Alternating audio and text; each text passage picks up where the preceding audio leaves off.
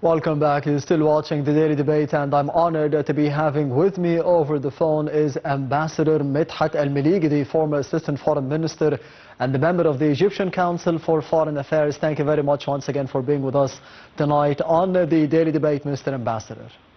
Thank you for having me. Anytime. Of course, we did mention the visit yesterday of the U.S. President Donald Trump to the Middle East, to Saudi Arabia, to the United Arab Emirates and Qatar on Tuesday. What is the significance and the importance of this visit at this important critical timing, and more specifically with the challenges that we have seen and the developments that we have witnessed for today in terms of exchanging detainees and the hostage, the American-Israeli Eden Alexander, the American-Israeli soldier, from Hamas to Israel?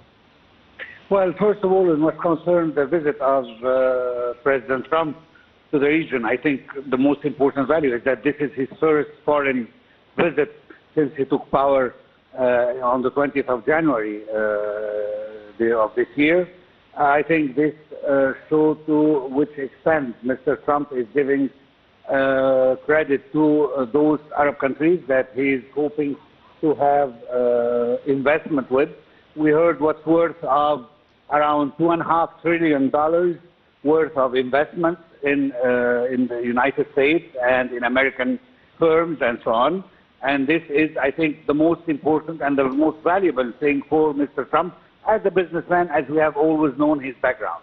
But of course, there are some question marks that we have to notice here. Yes. First of all, that Israel is not included in this Middle East visit. Usually, when Mr. Trump or any American president would visit the region, he would start the visit by visiting Israel. So actually, the meaning of not visiting Israel, so to which point or to which extent there are differences between the position of Mr. Trump on one hand and the position of Mr. Netanyahu, the Israeli Prime Minister, regarding especially the Palestinian-Israeli conflict on one hand, and the approach or the American approach towards Iran, which is not actually very much welcomed by the Israeli extreme right government. So this is the second point that we have to note. The third thing is that Mr. Trump, in order to do so, I think he is pressing all parties involved to show some flexibility so that we can reach a ceasefire, and this would precede his visit to the region. I believe that in what concerns Hamas and the other resistance fractions, Palestinian fractions in Gaza, I think the release of the Israeli-American hostage shows that Hamas have accepted the maybe preconditions imposed by Mr. Trump in order to maybe ease the position of the Americans on Hamas as a group. And maybe, and that's why I say maybe, because it's not sure yet, maybe pressure Israel to a certain degree to accept another plan for the day after that is different than what Israel has on its mind, by totally occupying Gaza and by being the sole distributor of humanitarian aid and so forth. This is a plan that Egypt have categorically rejected it from all aspects. First, because it contradicts the international law from a country like Egypt that is always looking at international law before taking any international steps. So that's why Egypt did not accept this. But also this time, maybe Mr. Trump, who has dreams of being nominated for Nobel Peace Prize, if he can achieve a peace with the Palestinians, starting to realize that there is a certain credibility to the Palestinian people that he has to observe, and that the reason why we were never able to reach a peace plan is that because we never took the Palestinian rights into consideration. And maybe, and this is just a hope of mine, that Mr. Trump is planning to come up with a different plan than the one Israel has, and that's why we have a divergence in the position of the United States and Israel. Yes, Mr. Ambassador, you've mentioned the plan of the U.S. President Donald Trump regarding the Israeli-Palestinian conflict, and on the other hand, we rejected, President Abdel Fattah al-Sisi rejected this plan. He rejected the displacement of the Palestinians, 2 million Gazans to be displaced from the Gaza Strip into Egypt and into Jordan as well.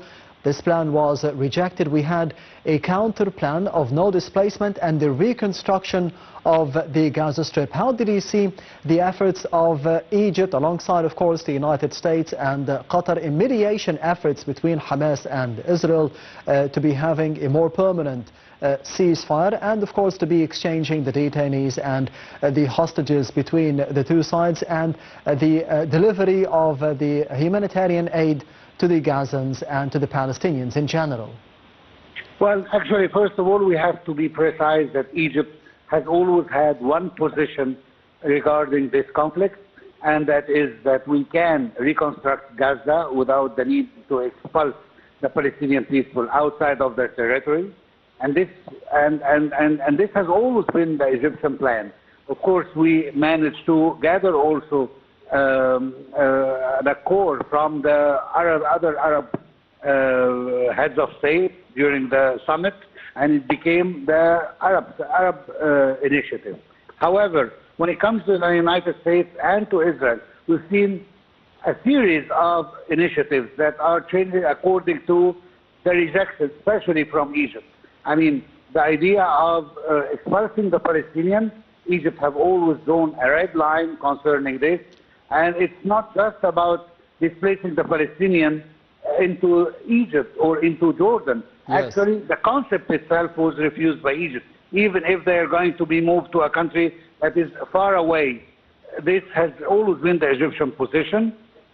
We have objected to the Israeli plan aiming to distributing the humanitarian aid through it, because this is also contradicts the United Nations, as the United Nations itself have spoken about that it's illegal, that the only organization that is permitted to do so in a fair way is the UNRWA, and yet the UNRWA have to be re-established in Palestine and in the Palestinian territories, including Jerusalem.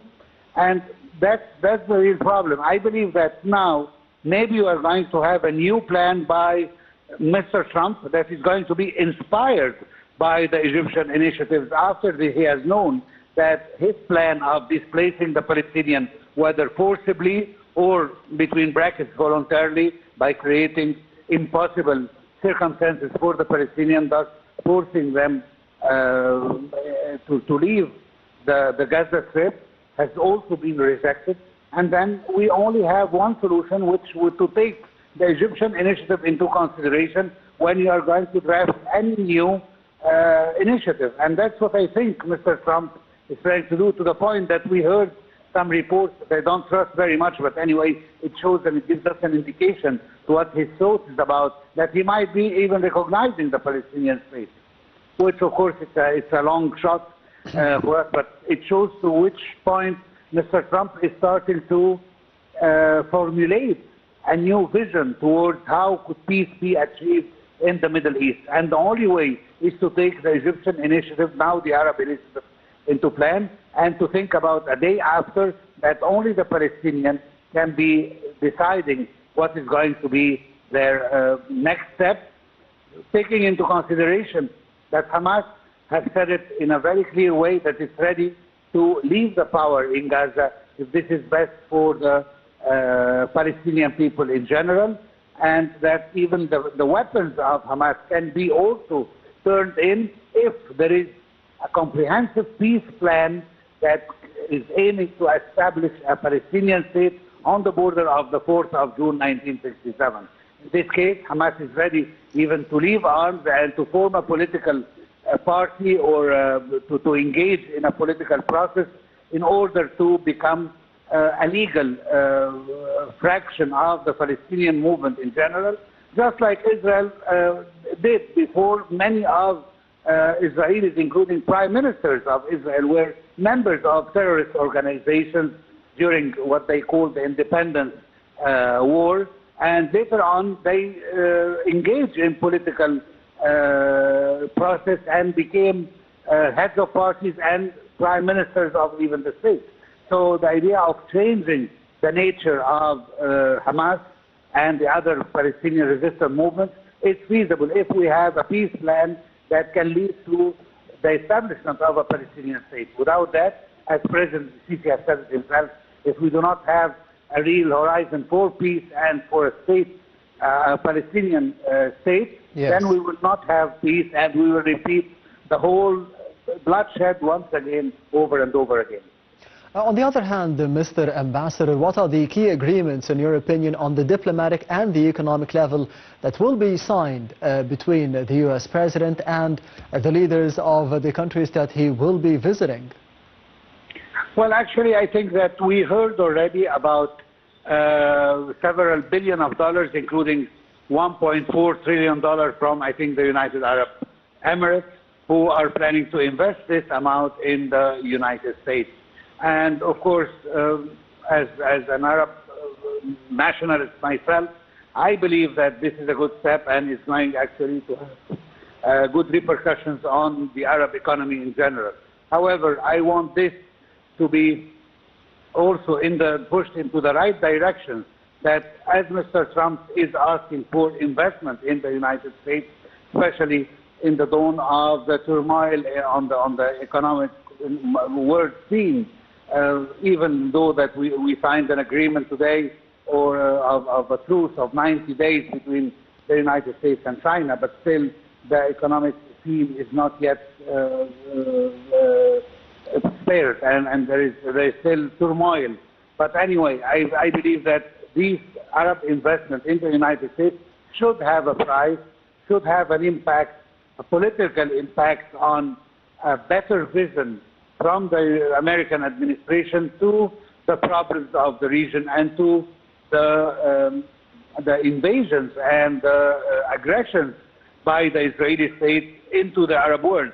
The idea is not just about what's happening in Gaza. We have also aggression towards Syria. We have aggression towards Lebanon, and there are threats towards Iran, which is part of the Middle East, and the repercussion of a war between Iran and Israel could have impact on us, on all the Middle Eastern countries, and even to Europe. So I believe that these investments should not just go as a purely economic investment. We have to look to the political part of it. The United States, for instance, when it helps this or that country with weapons or with any political support, this is due to understanding of the necessity of being able to give and take. And that's what I hope that the Arab leaders from which they're going to meet with President Trump will also ask for revenge, to have some benefits to the Arab world and to our Arab issues, or is going to be just a pure economic deal that does not have any repercussions on the political scene in the Middle East. Yes, Mr. Ambassador, you've mentioned that this is the first foreign trip for the U.S. President following his re-election, which took place in the month of January. The first trip for his first term took place to Saudi Arabia, took him to Saudi Arabia, and this time around, the first trip also takes him outside of the United States and to Saudi Arabia. What does this say about the foreign policy for the U.S. President for the second term, and what does it say about the America First policy on the domestic level as well? Well, I believe that I could say that the only thing I could conclude from this is that President Trump is the same President Trump who is always looking for a good deal for the American economy. Yes. After the negative impact on American consumers due to the tariff wars between the United States and China that led to the raise of price for the average American person. Mr. Trump wants to make it up for them because of this, I believe, uncalculated step to wage a tariff and economic war on China, and wants to make it up for them by having some new investments, led this time by the three Arab nations that you mentioned, and this would ease the situation a little bit for the American consumers. And this is one thing that Mr. Trump is looking forward to. Let's not forget that after 100 days, Mr. Trump actually had in the poll, actually, he did not actually have a good rating among the American voters, and they believe that this is one of the worst votes ever for an American leader after 100 days of his presidency. So Mr. Trump has this on his mind when he is signing this deal. The most important thing that as much as Mr. Trump wants this, we have also to have our own plans as Arabs to ask him in revenge to do what it can do by aligning with what we call the just cause of the Arab nations. And this is what we are hoping that we will hear from him very soon. Let's hope it will not exceed 24 or 48 hours maximum before he comes to his visit. Yes, Mr. Ambassador Medhat Meligy, the former Assistant Foreign Minister and the member of the Egyptian Council for Foreign Affairs, thank you very much once again for being with us on the daily debate over the phone. And this brings us to the end of the daily debate for tonight. Thank you for watching, and I'll be seeing you next week.